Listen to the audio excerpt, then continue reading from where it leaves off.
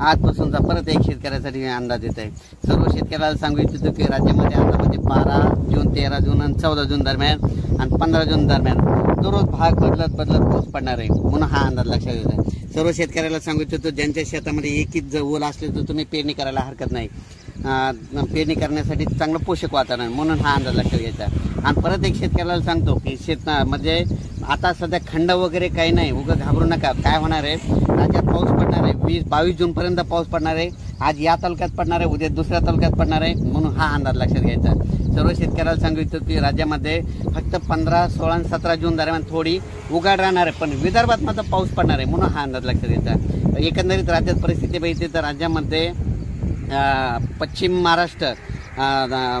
महाराष्ट्र मराठवाडा आणि तसेच या भागामध्ये 12 जून 13 जून 14 जून 15 जून दरम्यान ओढे नाले वाचतील तसं आणखीन एक पाऊस पडणार आहे। काही काही ठिकाणी वाहुणी पडणार आहे, मुसळधार कुठं रिमझिम कुठं पेंडवालता पाऊस पडणार आहे म्हणून हा अंदाज लक्षात घ्या।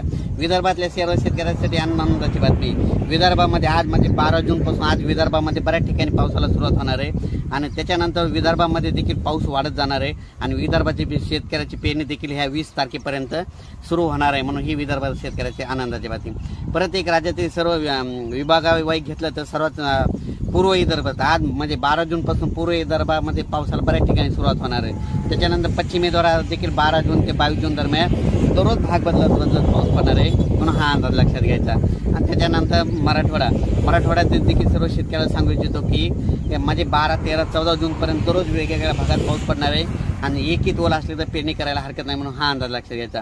ओल जर नसले तर पेरणीचा निर्णय घेऊ नये म्हणून हे देखील लक्षात घ्यायचं। त्याच्यानंतर सांगायचं झालं तर सोलापूर, सातारा, सांगली, नगर, नाशिक, धुळे, जळगाव, त्याच्यात बुलढाणा, जालना, परभणी, अमरावती, अकोला, हिंगोली, वाशिम, नांदेड, लातूर, बीड या भागात देखील ह्या 3-4 दिवसामध्ये चांगला पाऊस पडणार आहे म्हणून हा अंदाज लक्षात घ्यायचा। पण सोलापूर जिल्हा, धाराशिव जिल्हा, लातूर जिल्हा, बीड जिल्हा आणि सांगली जिल्हा म्हणजे आता ह्या 3 दिवसात मात्र आणखीन जोरदार पाऊस पडणार आहे। म्हणजे तिकडे ओढे नाले वाचतील, छोटे छोटे तरी असेल तर ते देखील भरणार आहेत म्हणून हा अंदाज लक्षात घ्यायचा। अचानक वातावरणात बदल झाला तर परत एक मेसेज दिला जाईल।